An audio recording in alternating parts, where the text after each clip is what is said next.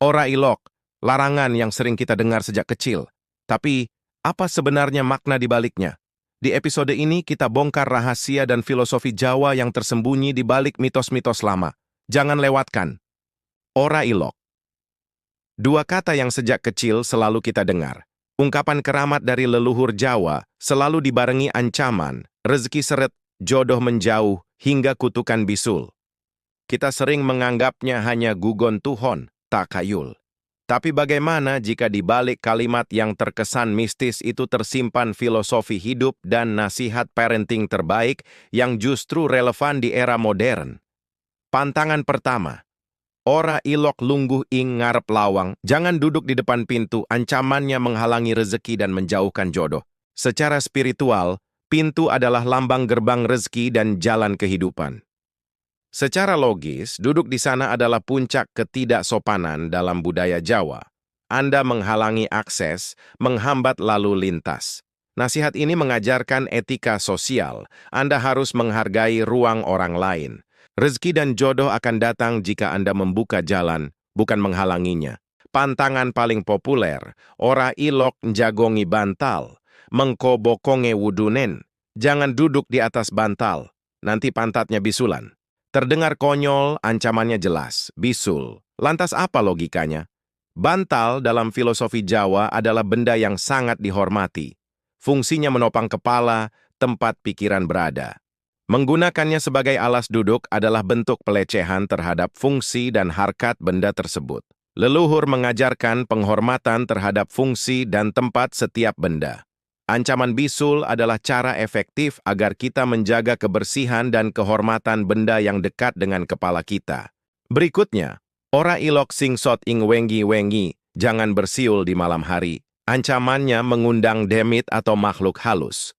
Tentu bagi kaum milenial, ini hanya mitos. Tapi kita harus melihat konteksnya. Malam hari adalah waktu istirahat, ketenangan, dan meditasi. Suara siulan yang keras akan mengganggu ketenangan orang lain. Ancaman memanggil hantu adalah teknik psikologis dari orang tua. Tujuannya agar kita menghargai ketenangan malam dan menjaga tata krama agar tidak mengganggu istirahat tetangga. Lalu, ora ilok nyapu bengi-bengi, jangan menyapu di malam hari, nanti rezeki bisa hilang. Ini murni pragmatisme dari masa lampau. Di masa minim penerangan, menyapu saat gelap tidak akan bersih, debu akan tetap tertinggal. Leluhur ingin kita bekerja tuntas dan menghargai kebersihan. Jika pekerjaan tidak tuntas, hasilnya tidak maksimal. Rezeki hilang adalah perumpamaan bahwa pekerjaan yang tidak bersih akan membawa hasil yang buruk. Jadi ora ilok bukan sekadar kutukan. Ia adalah kode etik sosial yang dibungkus dengan bahasa mitos agar lebih ampuh dan diingat anak cucu. Itu adalah cara cerdas leluhur Jawa menanamkan kesopanan, kebersihan, dan etika kerja jauh sebelum era self-improvement modern. Mana lagi pantangan ora ilok yang paling sering kamu dengar? Ceritakan di kolom komentar. Mari kita bedah filosofi tersembunyi lainnya. Jangan lupa follow dan komen pantangan lain.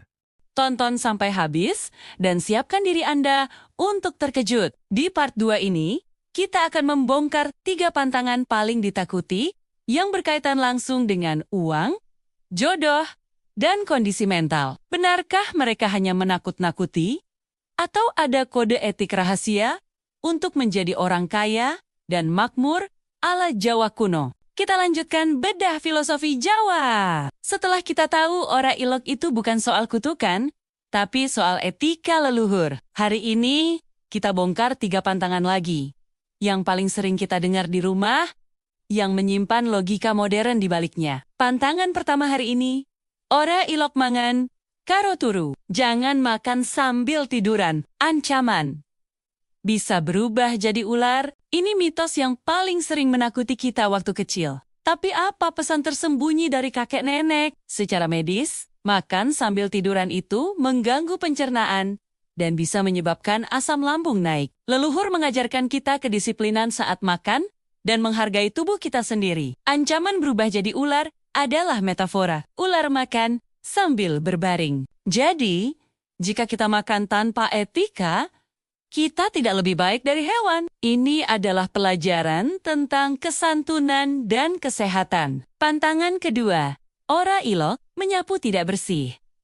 Mundak oleh bojo brewoken. Kalau menyapu tidak bersih, nanti dapat suami atau istri brewokan. Bagi anak perempuan, ini adalah pantangan yang sangat menakutkan. Apa hubungan sapu dan brewok? Ini adalah metode parenting Jawa untuk menanamkan tanggung jawab dan totalitas kerja. Jika Anda bekerja setengah-setengah, hasilnya akan berantakan.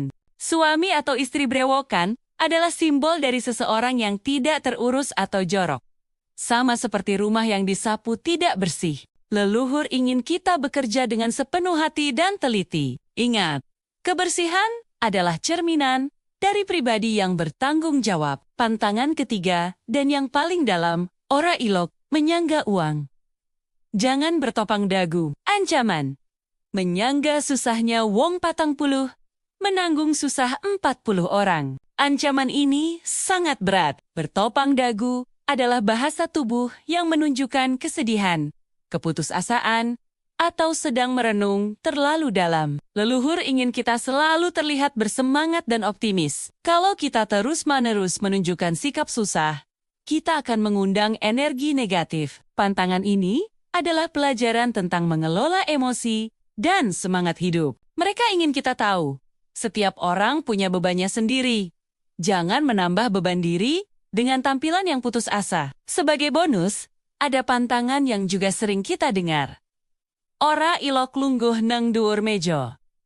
Jangan duduk di atas meja, ancaman, rezeki minggat, atau dianggap tidak punya sopan santun. Meja adalah tempat kita menaruh makanan sumber kehidupan dan pekerjaan sumber rezeki. Mendudukinya adalah bentuk penghinaan terhadap rezeki itu sendiri. Ini mengajarkan kita penghargaan terhadap segala sumber kehidupan.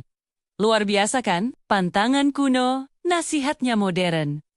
Semuanya bermuara pada kesopanan, kesehatan, dan etos kerja. Mana pantangan ora ilok yang paling sering kamu langgar? Jangan lupa like dan subscribe channel Cerita Sejarah, komen di bawah, dan kita bahas lagi.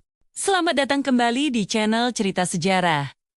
Kali ini kita bongkar filosofi leluhur, yakni ora ilok part 3. Setelah kita bedah soal etika dan kebersihan, hari ini kita fokus pada pantangan yang paling berkaitan dengan nasib dan keuangan Anda. Kita akan cari tahu, benarkah pantangan ini hanya mitos atau strategi cerdas leluhur agar kita hidup makmur dan disiplin? Pantangan pertama, ora ilok mangan, ing piring sing pecah. Jangan makan di piring yang pecah atau retak. Ancaman.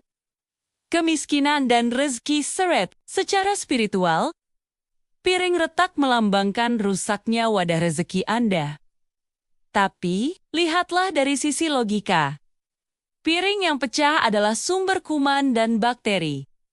Sangat tidak higienis. Selain itu, piring pecah bisa melukai bibir atau tangan. Leluhur mengajarkan kita menghargai diri sendiri dan mengutamakan kualitas dalam hidup. Jika wadah rezeki saja tidak dihargai, bagaimana rezeki bisa datang? Ini adalah pelajaran tentang kebersihan dan nilai diri. Pantangan kedua, ora ilok nyanyi ono pawon.